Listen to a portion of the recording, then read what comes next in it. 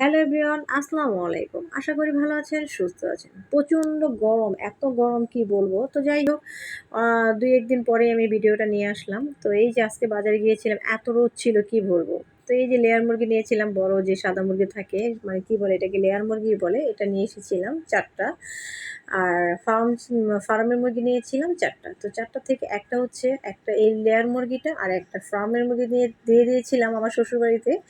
আর বাকিগুলো আমি রেখেছিলাম। আর এখানে মসুর ডাল, এগুলো টুকিটাকি কিছু কেনাকাটা করলাম আর এগুলোই আমি দেখাচ্ছি। আর এখানে ছিল দুধ আর মসুরের ডাল ছিল। তো ফার্মটা আসলে মাঝে, মাঝে বিরিয়ানি রান্না করলে বা তেহারি রান্না করলে ফার্মের মুরগিটাই বেটার।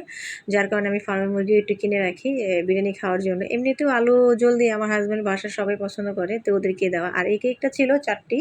তো দুটো আমার খাওয়া হয়ে গিয়েছে আর ২ টি ছিল।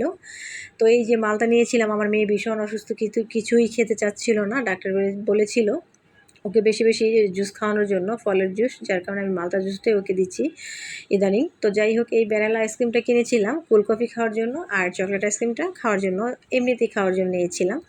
তো এই ছিল টুকিটাকি ছোট্ট বাজার। তো এই তো আমার বাজারটা কেমন লেগেছে অবশ্যই বলবেন। আর এই গরমে কে কেমন আছেন অবশ্যই কমেন্ট করে জানাবেন। তো আজ এখানেই বিদায় নিচ্ছি। আল্লাহ হাফেজ।